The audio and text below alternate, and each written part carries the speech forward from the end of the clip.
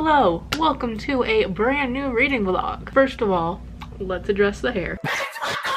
Remember in my last vlog when I said I was gonna go a little darker? Well, it's basically black now. I'm just kind of sitting here waiting for it to fade. But as for my life and reading and all that fun stuff, I haven't finished anything for fun since I finished Beartown. But a couple days ago, I finished The Awakening, which I was reading for my women's literature class. And oh my god, I absolutely loved this book. I wasn't expecting to because, like I said, I read it for class, and typically, even if it's like a good novel, sometimes it can be hard to enjoy things you're reading for a class just because of the period of time that you have to read it, and I had to read it pretty quickly. But I just really enjoyed it, especially when I got to the end and just everything kind of came together and I was like, there's just so much symbolism and so much to analyze in this book, and it's so feminist, especially for its time. The writing was absolutely gorgeous. I found myself needing a highlighting color just for things that I enjoyed in it, that not necessarily things I would bring up in class. Bring up in class, I say, like I go to actual class. No, that makes me sound like I skipped class if you only started watching my vlogs now. No, all my classes are online. But yeah, I just really love this. It's one of those books that I could see myself rereading just to go back and really dissect it, because there was so much more there, I feel, than I even realized at the time, and it was just amazing. So I haven't started a new book yet. Today is Thursday and I finished The Awakening on like Tuesday, because school this week is just like, you know, week 1 and week 2 in school, and it's all like patty cake,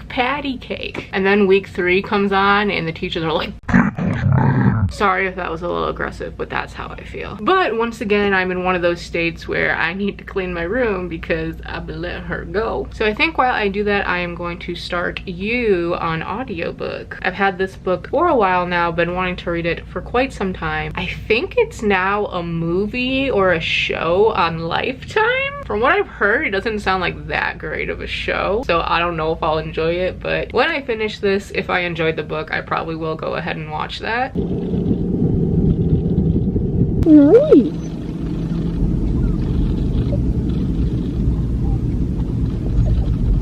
Where are we, Dan?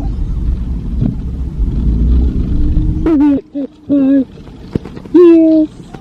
Yes. Are you excited? Oh my goodness, you're so excited. Where are we, Dandy?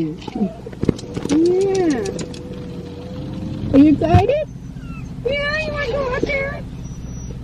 Hello, so just a little update. Today is Monday. I have about 100 pages left of You by Caroline Kepnes. Don't love it, but I don't hate it. It's kind of just so far, but I'm gonna try to knock out a good chunk of it, maybe all of it, I don't know, we'll see. Right now, while I attempt to put together this shoe rack thing. Wish me luck. 20 minutes later. Hell yeah, brothers. Hello, so today is Wednesday. Last night I finished You by Caroline Kepnes. I'm giving this one 2.5 stars. I was super excited to read this book because for the most part I've only heard positive things, but this just wasn't it, sis. The premise is that it is in the perspective of this stalker. The man is stalking this woman named Beck, and it's written in second person, so it's you do this and I watch you do blah blah blah. So in that aspect, the writing is really interesting and it really puts you in the mind of this stalker guy, Joe, and listening to it on audiobook especially gave it an extra creepy factor. However, the actual plot is just very bland to me. Besides the premises of being in the mind of this stalker, there's really nothing else going for this book. I felt that all of his actions were pretty expected, nothing shocking really happened. And I know a lot of people say what did it for them is that they find themselves actually rooting for Joe and hoping that he is successful in his endeavors. But I did not feel that way whatsoever. I was never on this guy's side. He was so annoying. I could not stand being inside of his head. I remember at one point he was ranting about this new Stephen King book coming out because he works at this bookshop, and he was going on and on about all these people coming in to buy this book and how they're all mainstream readers and nobody reads outside of authors that they know, and I'm just like, shut up, let people enjoy things. So yeah, at no point did I find find him someone that I wanted to root for. Can you hear the sirens? I love living on a busy road. And another aspect that I was just really taken aback by, because no one mentioned that this is not really just a thriller, it's like thriller slash erotica. There is so much vulgar sexual commentary. I was just completely thrown off by it. It starts right away in chapter 2. I was just sitting here cleaning my room, had the audiobook playing on my speaker. Suddenly some interesting words started coming out. And if it was every so often, I wouldn't really find it that big of a deal, but it was constant. It got to the point where I had to skim the book to see if I could listen to the parts out loud or not as it was coming up, because I just never knew when he was gonna start talking about her vagina or his penis, and they didn't use those words. It's not like I mind reading that necessarily, but when I do read that, I want to know that I'm going to be reading that. And from what I had heard of this book, nobody mentioned that. So yeah, I did not like this. Definitely am not picking up the sequel. Probably won't watch that TV show unless I find myself really bored. I gotta go do some homework, so I don't know what I'm starting next, but I do need to eventually go back into the Language of Thorns, because I started that earlier this month and then never continued.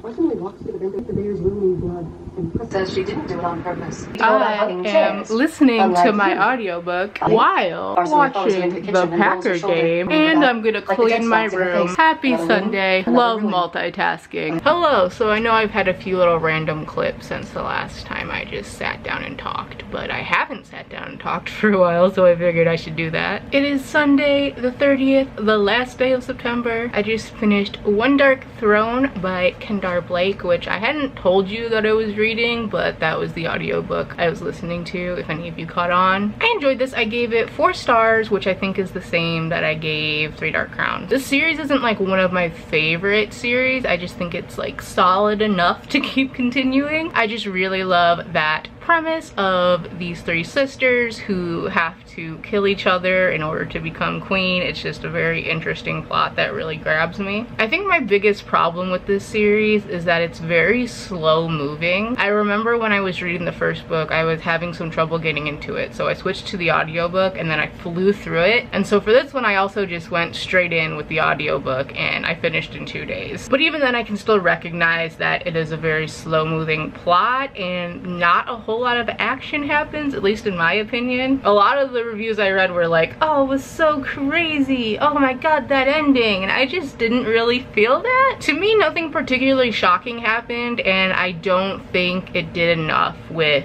the reveal at the end of book 1. I don't think that really came to play that much until the end of the book. There was definitely a lot more action than the first book. The first book didn't really have any. But I don't know, I think I just wanted a little bit more. I did enjoy the relationships between the characters. They are deepening, they are fostering. Some interesting political things came out, although I do think some of this needs to be a little more explained, like the connection between all of the different families or whatever you want to call them. I don't know, I enjoyed it. I didn't love it, so 4 stars. So since it is the last day of September and it's already 8 p.m., this is obviously going to be the last book that I read for this month, which means I've finished September with 4 books. One of them that I read for school. That's definitely the worst month that I've had the whole year, but I'm not like mad at myself or anything. That'd be stupid. It's just funny how last year 4 books was like my usual, and now this year I've been reading so much more that like 8 books, 8 to 10 is my usual. But then school came in like a wrecking ball. I came in like a She said, honey, hoping, what the fuck, that's not a word. I'm hoping to do better in October. I think I just got off my audiobook game for a while, so I just gotta do that, because as an online student, I have so much reading to do for my classes, because it's basically just the text that you have to read, and I spend a